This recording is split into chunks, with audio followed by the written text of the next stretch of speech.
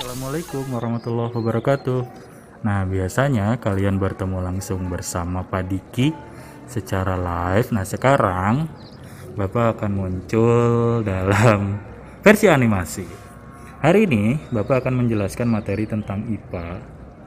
Nah, di mana materi ini adalah materi lanjutan dari pembelajaran tentang perkembangbiakan pada tumbuhan. Kalau kemarin kita belajar tentang perkembangbiakan tumbuhan secara generatif, nah hari ini Bapak akan menjelaskan tentang perkembangbiakan tumbuhan secara vegetatif. Oke, siapkan dirimu. Mari kita belajar dengan penuh semangat. Oke?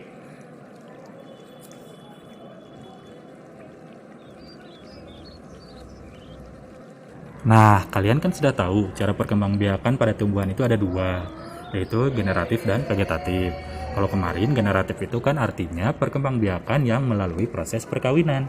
Sedangkan vegetatif itu tidak melalui proses perkawinan. Berarti kebalikannya ya. Nah, perkembangbiakan vegetatif itu ada dua jenis. Yang pertama vegetatif alami dan yang kedua itu adalah vegetatif buatan. Nah, vegetatif alami adalah proses perkembangbiakan secara vegetatif tanpa bantuan manusia. Jadi alam itu ya.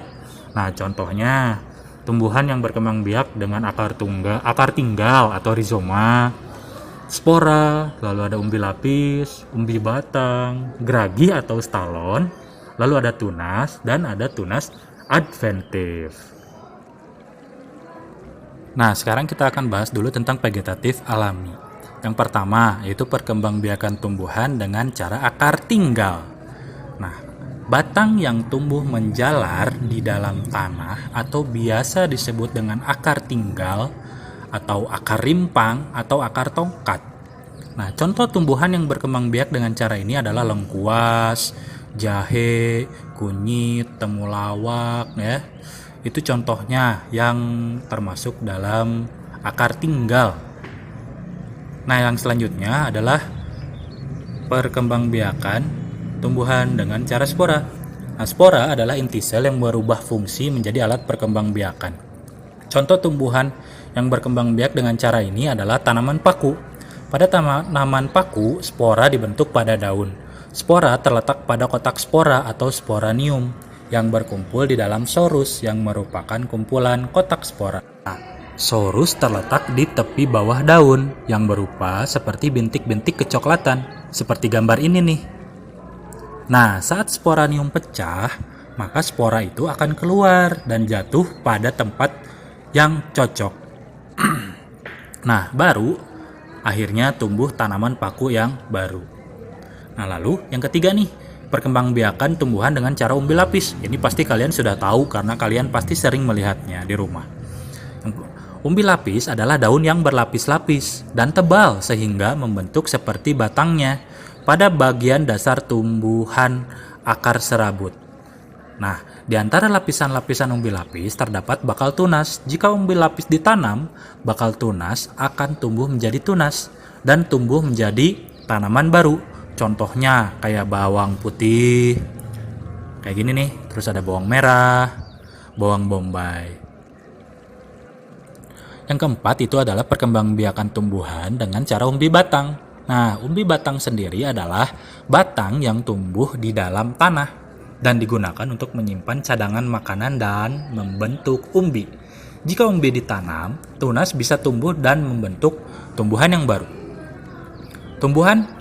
Contoh tumbuhan yang berkembang biak dengan cara ini adalah ada kentang, terus ada ubi jalar, terus ada talas ya.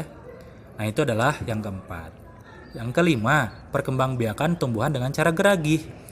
Geragi adalah tumbuhan yang tumbuh dan menjalar di permukaan tanah. Jadi, tumbuhan baru itu akan tumbuh pada buku-bukunya dan tidak tergantung pada induknya. Kayak gini nih. Contohnya, stroberi, lalu ada pegagan dan rumput teki. Seperti gambar ini. Nah, yang keenam ada perkembangbiakan tumbuhan dengan cara tunas. Tunas sendiri itu adalah bagian tumbuhan yang baru muncul dari kecambah atau kuncup yang berada di atas permukaan tanah. Tunas bisa terdiri dari batang, daun muda, calon bunga, atau calon buah. Contohnya adalah pohon tebu. Kalian pernah melihat pohon tebu? Nih seperti ini nih. Biasanya menjadi bahan pembuat dari gula pasir. Lalu contoh yang lainnya ada pisang dan ada juga pohon bambu. Nah, yang ketujuh adalah perkembangbiakan tumbuhan dengan cara tunas adventif. Tunas adventif adalah tunas liar yang tumbuh di luar bagian batang. Biasanya ia tumbuh di tepi daun. Aneh kan? Nah, ini contohnya nih, namanya adalah tumbuhan cocor bebek. Nah, selain itu, tunas adventif juga bisa muncul pada akar seperti pada tanaman sukun dan kesemek. Nah, sekarang kita akan belajar tentang perkembangbiakan dengan cara vegetatif buatan. Yang pertama itu mencangkok. Mencangkok itu ya, jadi tumbuhan hasil cangkokan itu akan lebih cepat berbuah jika dibandingkan dengan tumbuhan yang ditanam dari biji. Nah, selain itu, tanaman cangkokan juga akan memiliki sifat yang sama dengan induknya. Nah, cangkok itu caranya, jadi kita menguliti dulu batangnya nih kayak gini. Nah, setelah dikuliti sampai lapisan putihnya itu terlihat, nah itu kalian bisa dibungkus dengan tanah atau dengan sabut kelapa. Setelah itu kalian bisa ikat menggunakan plastik. Jangan lupa dibolongin. Nah, itu nanti tiap hari kalian bisa siram seperti itu kayak ini nih. Nah, setelah lama-kelamaan nanti akan tumbuh akar. Nah, dari situ kalian bisa potong dan ditanam untuk menjadi tanaman baru. Nah, yang selanjutnya, yang kedua itu ada yang namanya proses menyambung dan menempel. Nah, kayak gini nih. Jadi kelebihan cara ini itu adalah bisa menggabungkan sifat-sifat dari dua tanaman. Ya. Jadi misalkan kalian bisa menggabungkan sifat dari tanaman yang kuat dengan tanaman yang berbuah banyak dan manis. Nah, kayak gitu biasanya. Jadi dua sifat disatukan untuk membuat sebuah gabungan sifat yang unggul. Nah, tumbuhan juga bisa berkembang biak dengan lebih cepat dan bisa berkembang biak walau tidak menggunakan biji dengan cara yang satu ini. Nah, perkembangbiakan tumbuhan selanjutnya yang menggunakan cara vegetatif buatan itu adalah stek. Nah, stek ini adalah jadi kita memotong bagian batang dari sebuah tanaman. Nah, bagian batangnya itu biasanya diruncingkan lalu dimasukkan ke dalam tanah.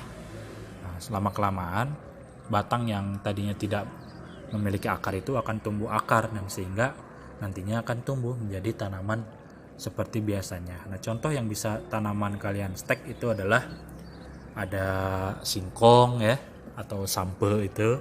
Terus bisa juga pohon mawar. Mawar juga bisa di stek menjadi tumbuhan yang baru seperti itu. Nah, ini contohnya nih. Nah, sekian pembelajaran hari ini ya.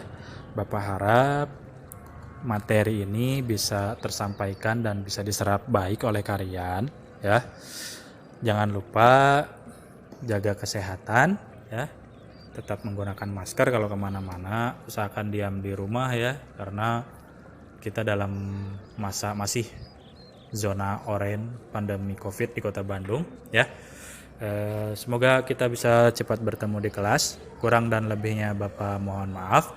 Wabil taufiq wal hidayah. Wassalamualaikum warahmatullahi wabarakatuh. Dadah.